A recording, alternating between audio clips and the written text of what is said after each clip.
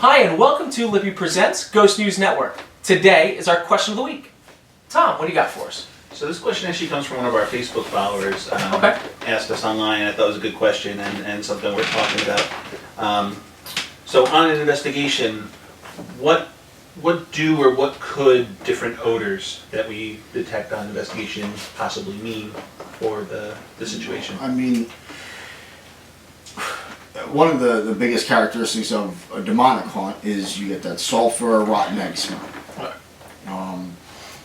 Does that mean that it's demonic? No. If you're in a house and that's one of the claims, doesn't necessarily mean it's demonic. Maybe their cesspool line has a leak in it. And a lot of cesspool lines are invisible. They're underneath, they're in the basement. Normally they're boxed off, you usually don't have access to it. So I don't jump to those conclusions. Sometimes you can get smells of cigarette smoke or cigar smoke. Cool. But also know your surroundings. Yeah. Is the person next door smoking? You know, wind travels, you know, same with flowers and perfumes, and that's one of the biggest things you gotta look at when you're doing an investigation with your team. We don't really do that here, but I also don't take it into account with perfume smells and cologne. I'm sure a lot of our investigators wear perfume and cologne. I don't ban it, but then again, if you sit there and say, hey, I smell perfume, hey, are you wearing it? Sorry, can't take it into consideration. So that's something you just gotta kind of deal with your team. I mean, how you want to deal with it. If you're smelling cigarette smoke and 3 of the people in your team and you have a group of 10 smoke in your group, that gets in your clothes and that lingers. So you can't, you gotta throw that right out. So do different smells mean different things? Not really. I mean, not that I'm aware of. I haven't really heard anything with shadow people type hauntings. I haven't really heard demonically, no, rotten egg, sulfur, gin. Well, we've done a lot of research on gin, and we've never heard of anything with smells. No, it smells. Elementals, I'm in the process of doing a lot of research on elementals. Right now at the research I'm at, it doesn't say anything, but I could see that it could. I know you have to more or less open yourself up to get the sense and the visuals of it. So I'm kind of in the process of learning that. I think they say with some UFO sightings, there's that smell of like the ozone sometimes, but What does ozone smell like? I mean, kind of like, really fresh. like really fresh air and shit like that. Yeah, we But had one of those. step foot of Long Island. I know, not on Long Island. That's not Doesn't happening. really help me. You know when those air cleansers, how the air comes out of those air cleansers? Yeah. That's the ozone Yeah. scent that they're talking about. Okay. Another thing to look forward to, or look for if you're smelling like sulfuric things, you might have a dead animal somewhere in your walls. That's another thing that when they start decomposing, they give you that sour sulfuric type smell. So a lot of people, they don't think about that when they have a home, you know, and that's something you need for debunking whenever you're talking about it, as we just talked about in one of our previous videos that was up this week.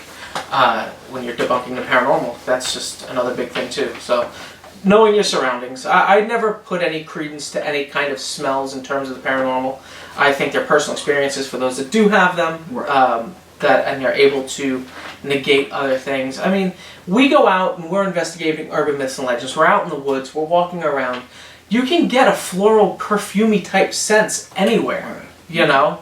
So, I mean, anytime we're out, if we're Robert Cushman County Park, when we went over that overpass and you walked around that bend, the flowers over there were so fragrant, you could easily see how somebody who's not in the field all the time can misconceive it as possibly being paranormal, you know, especially because when you look around, all you see really is grass in the dark, so, yeah. And I'm not saying that it's not possible by any means. I think it is possible. I think if you're in an area where you know there's like no smoke around or whatever, and the person that lived there, you know, prior was a heavy cigar smoker, and that's one of the claims, yeah, you could take that into consideration, you know, anything like that. But you've got to just know your surroundings, know your environment, know what's around you before you jump to the conclusion. I do think it is possible that when a ghost manifests, it could give off some type of scent. what the scents could be. It's going to depend. I mean, you know, if you have say a grandmother that loves her perfume, you know, yeah, it's a good chance that when she manifests, you're going to smell that. You know, absolutely. I do believe that. I think that it is possible. And if that smell is something that you're so accustomed to when it relates to that person, it would make sense that that's how they would reach out to you, because that would be a way for them to make a connection. Right. Absolutely.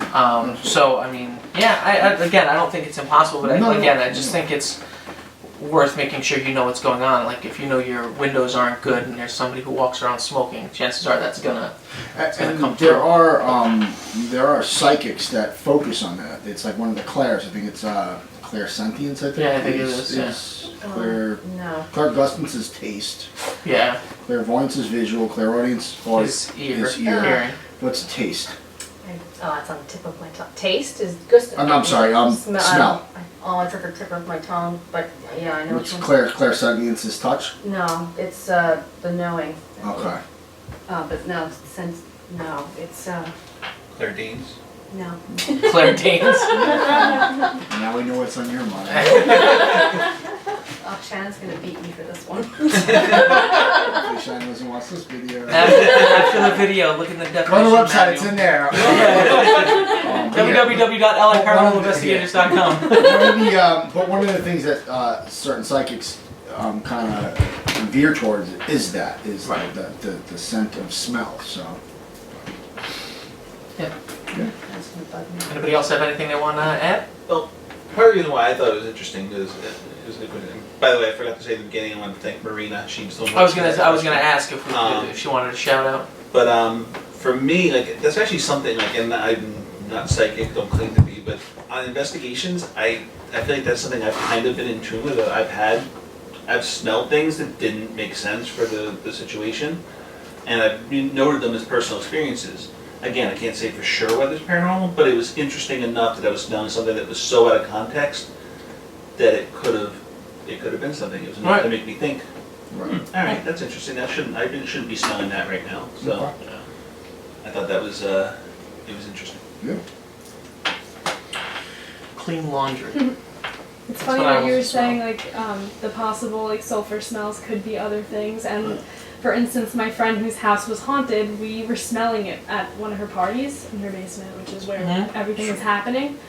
And I was making the joke like, oh no, we got like a bigger problem now, because you know what that means. And like all my friends watch Supernatural, so we're all like, oh my god. So it actually turned out that one of the tablecloths that was on her table was used for dyeing Easter eggs.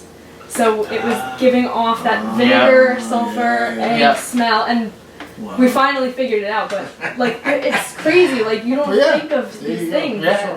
Yeah, it's so true. It's so true.